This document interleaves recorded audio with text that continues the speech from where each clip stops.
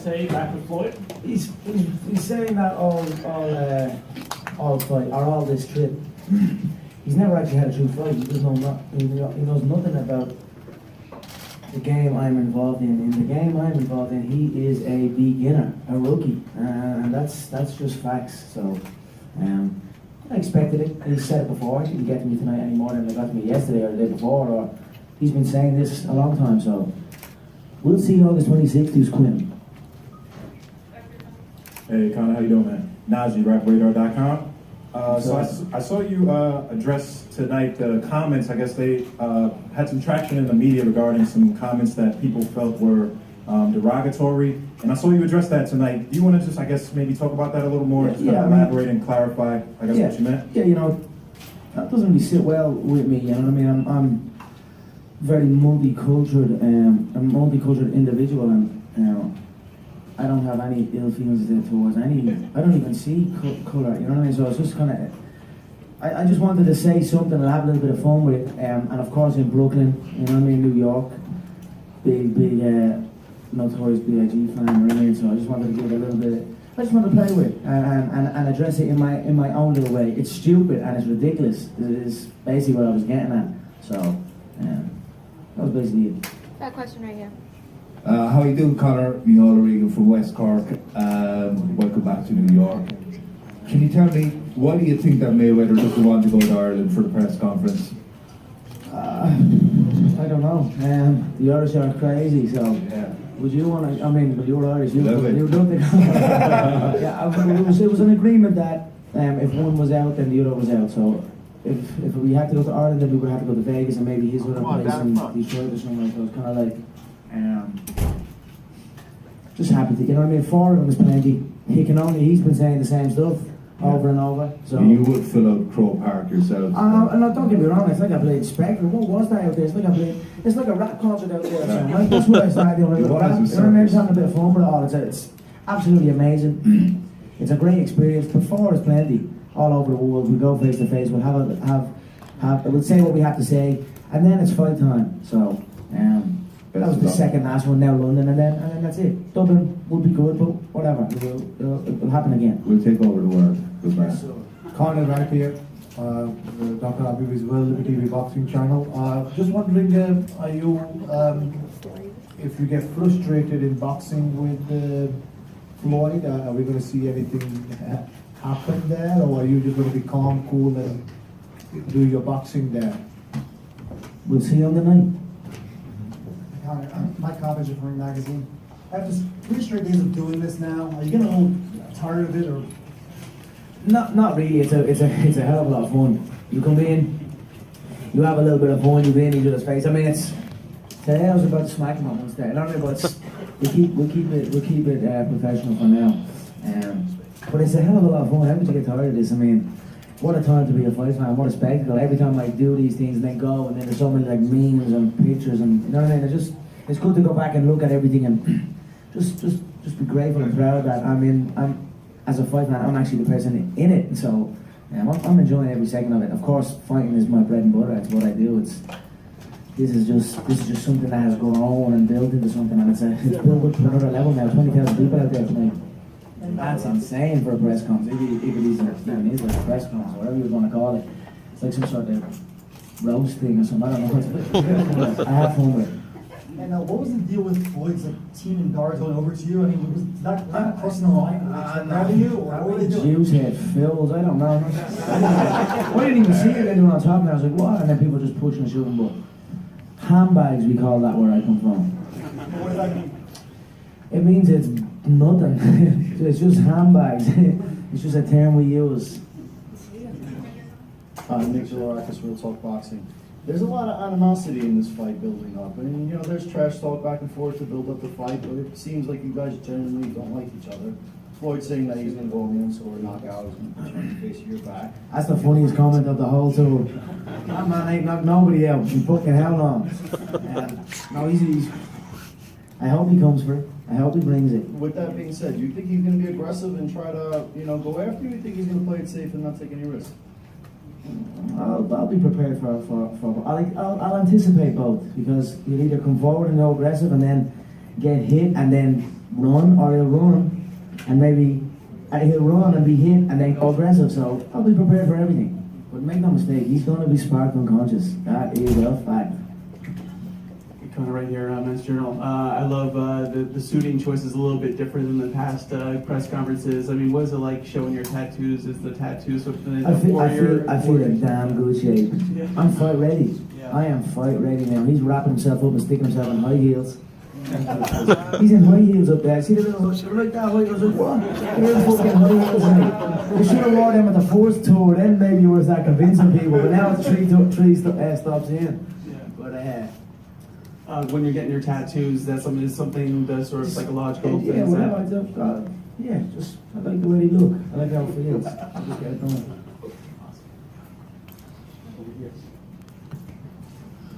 Hey Conor, you've obviously had some fun with Floyd, talking about his taxes and some other stuff. Is there anything in your mind where you've kind of said, I won't go there, or I won't say stuff about that? Maybe a few things, but we'll see. There's still one more stop left. Conor, tactically, Floyd, Conor, to you now. Yeah. Floyd's fought 49 fights, undefeated, fought many different styles, considered all. He's fought boxing matches. So, but tactically, in the boxing ring, do you feel you have a concrete plan to be effective and to be dominant? I have a very high fight IQ. I understand when and when not. I understand small details in there that people don't even see. Only me and the opponent know about it. So I am very confident that whether it's a ring or an octagon is where I've spent most of my time. But I've spent a hell of a lot of time in a ring also, and I'm very clued in on how to move around the ring, how to find my way to the knockout victory. Conor Jarrett, ESPN. Can you talk about your clothing choice? Is that a serpent or a Loch Ness monster? What is that? I woke up and it was sweating. It's hot over here. It's like humid weather, so I was like, fuck it, let's go to Fifth Avenue. Walked into Fifth Avenue and saw this tape, and I was like, I'm gonna go topless and rock this yoke. You know what I mean? It's perfect. But look, I'm just a young kid from Dublin, Ireland. They joined me, said I'm not giving a bollocks. That's the main thing. You know what I mean? So. Was it 50% off in the summer? No, well, we've got deals with them, so. I got one more for you. I've seen you in your Instagram posts wearing Nike. You've had a Reebok deal. Where are you on that? Yeah, I'm in my field and offers at the moment. I'm essentially what I'm doing is there's offers there, there's offers on the table, and we're just trying out the gear and see do I like the gear? Is it a good fit? Does it feel good on? It's got to be right. There's a lot more gear involved in a boxing contest than my game. We're just in a jocks in my game, and a gum shield, even the jock strap. The boxing jock strap comes up over the belly button almost. You know what I mean? The MMA jock strap is just a little cup. You know what I mean? So I'm putting a lot of clothes on, even the boxing shorts. I'm gonna figure out what shorts I want to wear or whether I even want to wear shorts. So there's a few things I'm thinking of, but again, it's fun, it's exciting because it's all different, it's all new to me. So, but don't get me wrong. It's sometimes after training and sparring, I take the boxing boots off and just feel the bare feet on the canvas again, which is a nice feeling. But right now I'm just getting prepared for all the clothing. Conor, in front of you, again, Rayfield from ESPN. The boxing guy. The boxing guy. You had a good one that time, right? My question for you, Conor, is this. I'm wondering, can you just recount sort of when it came to your thought that, hey, you know what? Not only would I like to try professional boxing, come over from MMA, but maybe I can get a fight with Floyd Mayweather, who, the juxtaposition between a guy like yourself who's never been in the sport in a professional manner, 0-0, against the best fighter of the generation is 49-0. How do you even contemplate like that could actually become something that could actually happen? I mean, if you're gonna do it, it's got to be that fight, right? So I always saw that. I knew we were close in weight. I knew we were the same weight when I was coming up, and I always thought to myself, get that spotlight, get that world title, get them world titles and them accomplishments, and then do something that has never been done before. I just knew that's what's generated this. That's why there's 20,000 people outside showing up for these things. You know what I mean? People are excited about this. It's never before been done. at the very top. So I'm just enjoying it. It's a lot of fun. I look forward to August 26th because I tell you what, the whole world is in for a shock. Conor, can you also you're the one who's putting yourself out there. You're coming into a foreign territory of a boxer. Floyd, this is his home. It's where he's been his entire life, comfortable in the ring. What does it say about Greatness is for the brave, and he's a scared man. He is not brave enough to step over into my world. He keeps saying it though. That's twice, he said it tonight, that's twice he said, I'll beat you in the octagon. So that's nice to have that on documented fact, because when he wakes up after being KO'd unconscious, maybe if he wants the rematch, he might have to do it in the octagon. So what does it say about you that you're the one willing, your mentality, that you're the one willing to come? That's confidence right in your face. Going right here. So I have two questions. One, you talk about your reaction, how you understand boxing and all these things. Now you have Nate Diaz, you had that fight, and he actually gave you trouble, and he does have a boxing background. Mm-hmm. That's the first thing I want to talk about. And the second part The is... trouble is a shout, in my opinion. Look post-fight, use face. Look at the fight as a whole. Don't just look. There was a sequence ended to around that in that rematch. There was a couple of slaps off the shoulders. I called on them. People were reading off the old script. People were reading off the original fight, the first fight, when they were calling that contest. So, in my opinion, I slaughtered him in that rematch. He'll never be the same after that. You must understand, these gloves that we wear are 4 ounce. There's no padding on the elbows, there's no padding on the shin bone, on the foot. It's like going through a car crash in a 5-minute round in MMA. That's why I'm saying this here. This game is easy. I'm telling you right now. I wake up feeling so good. You know what I mean? There's not a niggle on my body, and I'm getting in super shape. So I don't believe I was troubled, but carry on. The second part is, I've watched you from UFC, and any fight that was at all, I think, somewhat a threat or a little bit of trouble mentally, in your sense, you have this chewing manner, like you would chew excessively. Are you nervous? Is that why you do such actions? I'm just chilling. When in the fight? No, as we do the as you do. Was I eating something? No, you're chewing gum. I don't know what you're doing. You're just... No, I got some gum in my mouth, lady. I'm chewing my fucking gum. I tell you what, let me look at you for 24 hours. I'll start finding what you do and what you don't do. We'll teach you that. I don't know, lady. I have gum in my mouth. I'm chewing it. Maybe when something's getting on me, I may chew it a little bit harder. I don't know. But do you think thanks it's for noticing, though. Keep looking, baby. Yeah, look closer. Do you think it's actually getting into your head? Who? Mayweather. Nothing can faze me here. Nothing. Look at me, I'm fucking topless with a mink coat. It takes balls to love this. He hasn't taken that hat off. I actually tried to hit it and the thing was glued to his fucking head. I want to see what's under that hat.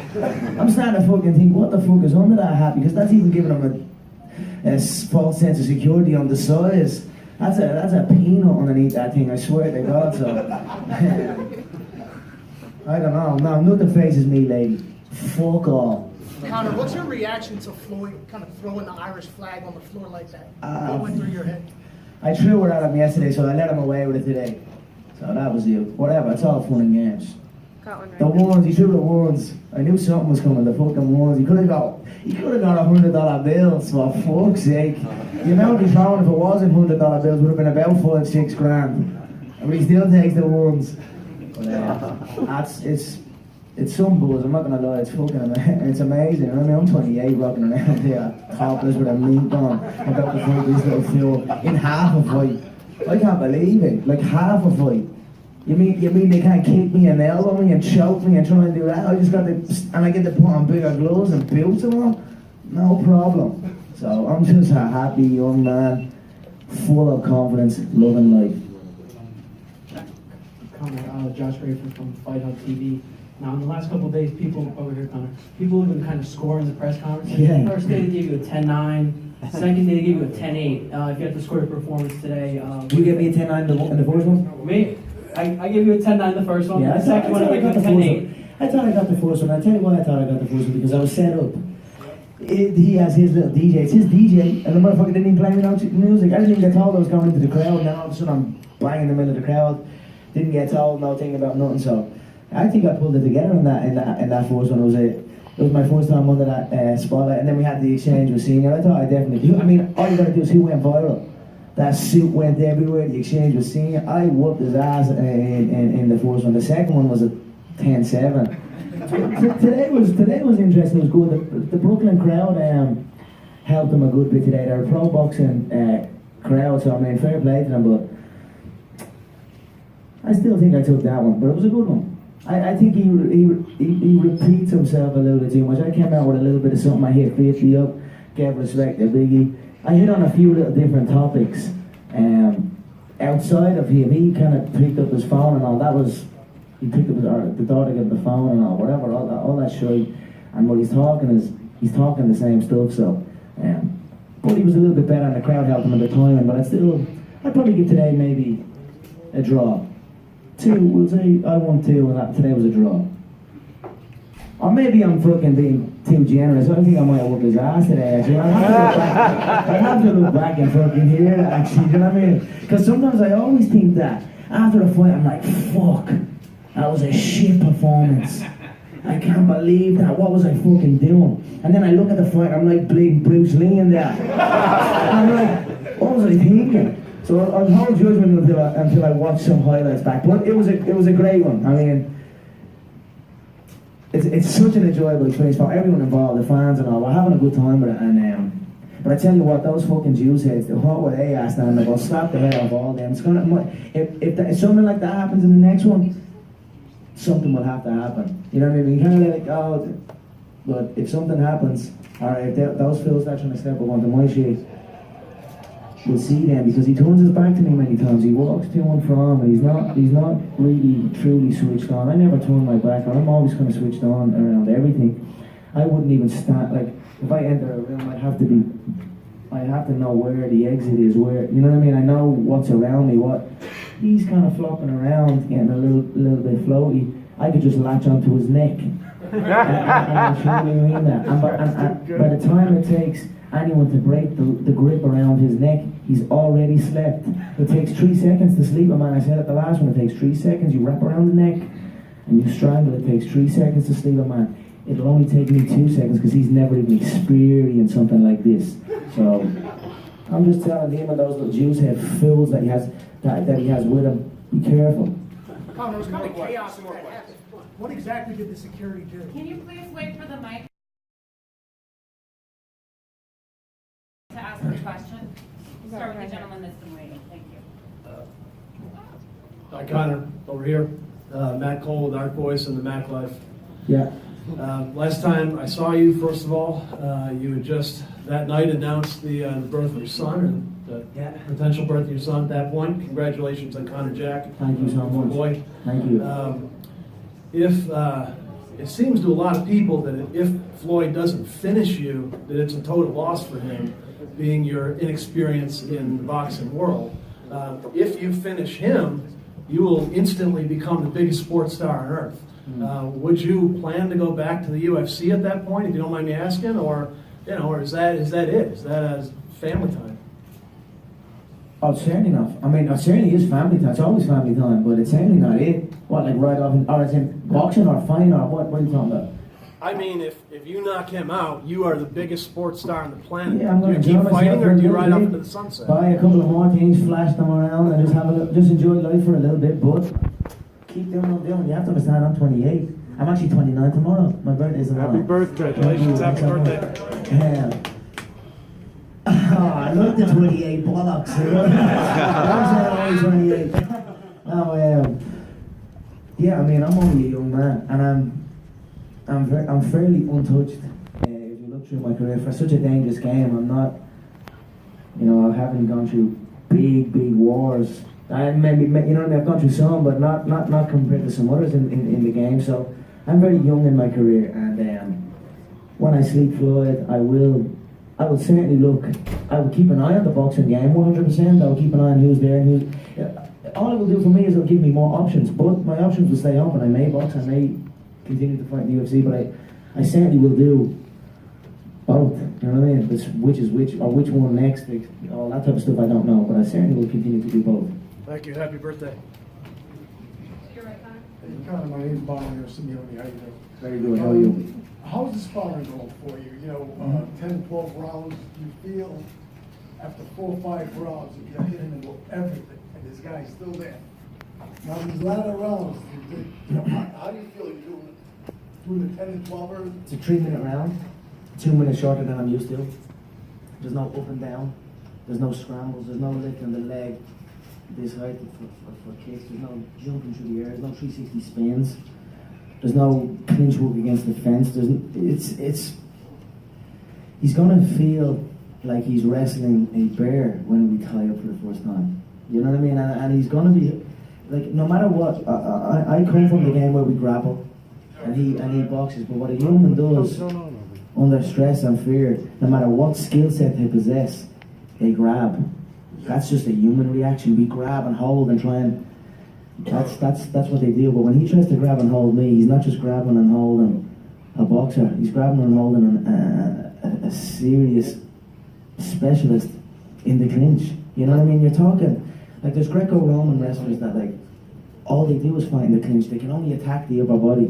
There's some. That's what I'm trying to say. Like he just does not understand what he's in for, and he's not going to keep me off him. He is not going to keep me off him. He's too small. I'm going to have my way with him. So that's where I'm coming from. In the 10 and 12 rounds, like they call them the dog rounds, Mm. do you feel like, you know, you're there like in 10 and 12 rounds? I will be. I've been sparring 12. No problem. Yeah. Switching bodies. I bring them in. I have a referee also for spars. We were advised to bring a referee in so we can acclimatise to the rules. Is how you know certain details in the fight, what the ref flags and what the refs, you know what I mean, just like that. So, and then I'm bringing people in and we're facing off. It's a fight. We're having fights in the gym. So I'm having a lot of solid boxing fights already behind closed doors. So I'll be ready. Make no mistake, I'll be ready. I will be ready for 12, but he's going down in 4. Thank you, Conor. Thank you. All right, Conor, here in the middle. Champ Creed, Fox Sports Radio. Your stance is more of a traditional karate, Jeet Kune Do stance, and you move very well north and south. Floyd, his elusiveness allows him to move east-west, and he tends to throw his opponents off balance before they can plant and throw the power shots. With your boxing training, and there's such limited amount of time, how have you found a way to balance your energy with the movements that come with boxing as opposed to what you traditionally study for in MMA? Yeah, a karate style is one of my stances. But I can stand many ways. I can attack many ways. I can attack from both stances. I can switch up, go from a karate stance to a taekwondo stance. I can go to a boxing stance. I can go to a Thai boxing stance. There's many different ways to stand in front of a man, and I know every shot he throws. I know what to expect. I've seen it before. He does the same stuff over and over again. It's similar to tonight, saying the same stuff over and over. So we're preparing. But him, he knows nothing. He knows absolutely nothing of what way I'm going to approach this fight and what way I'm going to come at him. So that's a beautiful position I am in. So I look forward to exploiting that and getting that knockout win. All right, and the last thing, to speak to your ability of visualization. MGM Grand, before you fought Dustin Poirier, a woman came up to you and said, "Hey, are you a fighter?" And you said yes. They said, "Did you fight Floyd Mayweather?" You said no, but I'm gonna knock him out like I'm gonna knock out Dustin, right? This was years ago. I see you about maybe 2 years later, and then you bring up the fact that you will be the king of Las Vegas. Someone in the crowd says, "But you gotta beat Floyd," and you said he can get it too. And now here we are. Can you speak to the level of how you verbally speak these things and they come to you? Where did you learn that trait to visualize these things? I tell you, it's been one hell of a journey. It's been one hell of a journey. 4 years I'm signed to the UFC. I was able to rise up, capture the 2 gold belts, capture all the records, and now I'm facing the current #1 guy in boxing. What a journey. I mean, I'm just blessed. As far as like visualizing it, I honestly feel I can predict the future. If I see something in my head, I speak it out loud, I believe in it truly, and then it just happens. And it's been happening for me my whole career. And I guarantee August 26th on the night when we're sitting back here or backstage in the T-Mobile, you'll be asking me the same question, how do you deal with it, man? I just see it, I speak it, and it happens, and that's it. I can't fully tell you why, what or how, but it's just, yeah. Yeah, sure. Thank you. Thanks, guys. Okay, thanks so much, everyone.